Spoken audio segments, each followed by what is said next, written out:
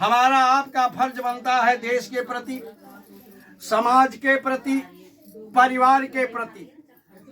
आज हमें आपको ये प्रसन्न होना चाहिए कि हमारे देश के प्रधानमंत्री श्री नरेंद्र मोदी जी हैं। मालूम है, नोटबंदी कर करके उन्होंने हमारे देश को डूबने से बचा लिया है। नोटबंदी करके हमारे देश को डूबने से बचा लिया है। कैसे?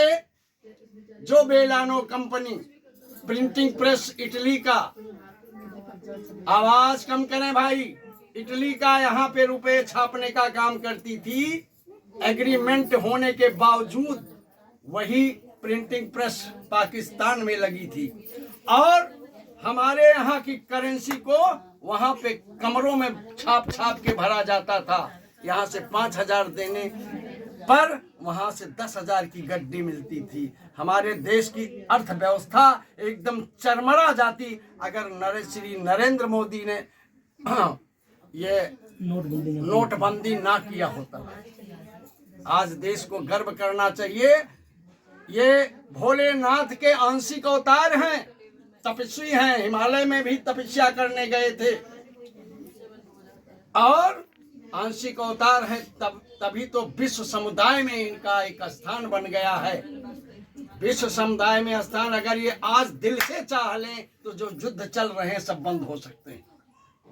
लेकिन सठे साठ्यम समाचरित, हमास ने तो पहले ही काटा था, आखिर किए हो तो भरो। जैसी करनी वैसा फल, आज नहीं तो निश्चय कल। नरेंद्र मोदी हमारे देश का स्वाभिमान है और हमारे देश को इतना अपने में सुधार किए। और इसके साथ साथ जोगी बाबा जैसे उस समय अत्याचारी यदा यदा ही धर्मस्य ग्लानि निर्भवति भारत अभ्युत्थानम अधर्मस्य तदात्मानं सृज्यामि हम, गीता में भगवान ने कहा है जब जब अत्याचारियों का उदय होता है तब वह महाशक्ति किसी न किसी रूप में आ जाती है। बहुत से अत्याचारी हमारे उत्तर प्रदेश में हो गए थे, इलाहाबाद में, और वहां मुख्तार अंसारी मऊ में। आज भीगी बिल्ली बन के डर रहे हैं। शासन प्रशासन इनके हाथ में चला गया था, शासन प्रशासन इनके हाथ में चला गया था। किसी शासन उस समय मुख्यमंत्री और होम गृह मंत्री की औकात नहीं थी कि अतीक अहमद और मुख्तार अंसारी पे हाथ डाल दें। लेकिन आज जोगी जी ने उनको भीगी बिल्ली बना दिया। आखिर अंशा अवतार तो वो भी हैं बाबा गोरखनाथ के, इसमें संदेह नहीं है। आखिर हमारा उत्तर प्रदेश भारत में अब सुधार हो गया। ये महापुरुष हैं, ये आंशिक अवतार ही कहे जाएंगे। आगे की कथा, जिन जिन लोगों ने भगवान का पूजन अर्चन वंदन किया है, यह स्कंद पुराण गवाही है। जिसने भगवान का ध्यान दिया है उसे फल मिला है और जन्म जन्मांतर का फल मिला है। थोड़ा घुमा दिया करो। आखिरकार ये हमारा स्कंद पुराण गवाही है। ऐसे राजा उल्का मुख नाम के, तुंगध्वज नाम के राजा जो शिकार खेलने जा रहे थे, कुछ गरीब बच्चों का जो सामूहिक रूप से पूजन अर्चन वंदन करके प्रसाद लेके सम्मान में गए तो उनको दुत्कार दिया।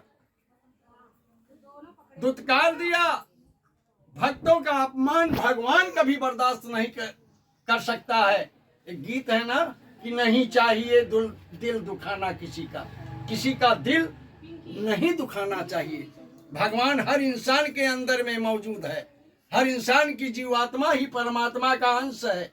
जैसे एक वृक्ष है, पत्ते लगे हैं लाखों करोड़ों उसमें, जब तक वृक्ष से लगे हैं तब तक वो हरे हैं। जब टूट जाएंगे तो या तो सूखेंगे या तो सड़ेंगे। वैसे हम आप हैं, जब तक इस शरीर में परमात्मा का अंश जीवात्मा के रूप में है तब तक ये हरी भरी खुशहाल है। और जब परमात्मा का अंश इस शरीर से हटाइए तो पंच तत्व में विलीन हो जानी है। आखिरकार उस राजा ने भक्तों का अपमान किया। भक्तों का अपमान भगवान का अपमान होता है। नर सेवा नारायण सेवा, नर सेवा नारायण सेवा, भक्तों का अपमान भगवान कभी बर्दाश्त नहीं करते।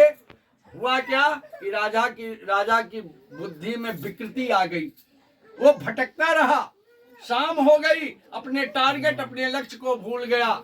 अंत में क्या हुआ, शाम हुई तब उसे होश आया कि हमसे गलती हुई है, और जा करके उन्हीं भक्तों को गले लगाया, उनका सम्मान और इज्जत किया, उनके हाथों से प्रसाद खाया और अपने हाथों से उनको प्रसाद खिलाया। सारी शिकवा गिला जो थी कुदरत ने माफ कर दिया।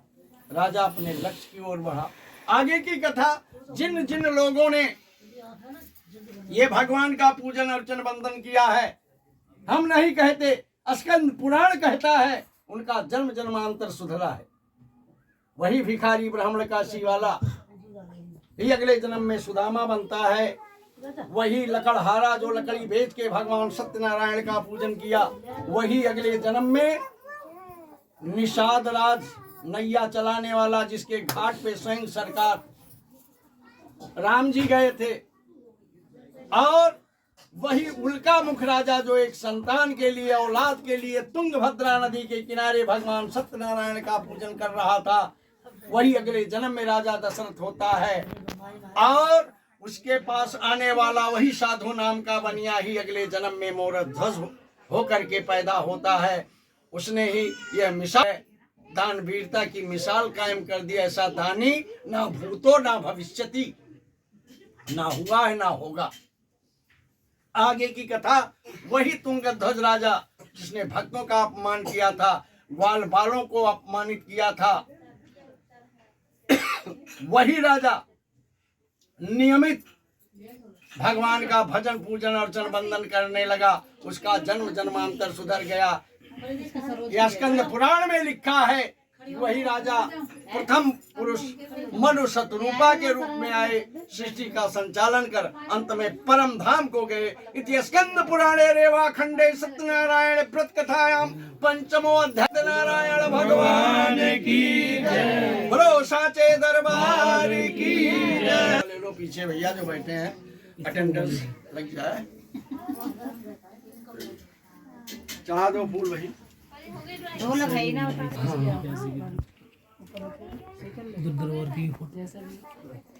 ऊपर होता लाओ, बंद कर दो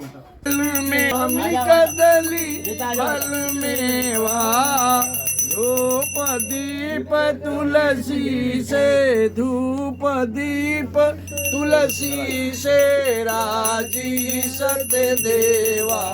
ओम जय लक्ष्मी जय लक्ष्मी रमणा स्वामी, जय लक्ष्मी रमणा सत्यनारायण स्वामी, सत्यनारायण स्वामी जनपातक हरना। ओम जय लक्ष्मी रमणा कर्पूर गौरम करुणावतारम संसार सारम भुजगेन्द्रहारम सदा वसंतम हृदयारविंदे भवं भवानी सहितं नमामि, भवं भवानीं सहितं नमामि। त्वमेव माता च पिता त्वमेव, त्वमेव बन्धुश्च सखा त्वमेव, त्वमेव विद्या द्रविणं त्वमेव, त्वमेव सर्वं मम देव देव, त्वमेव सर्वं मम देव देव।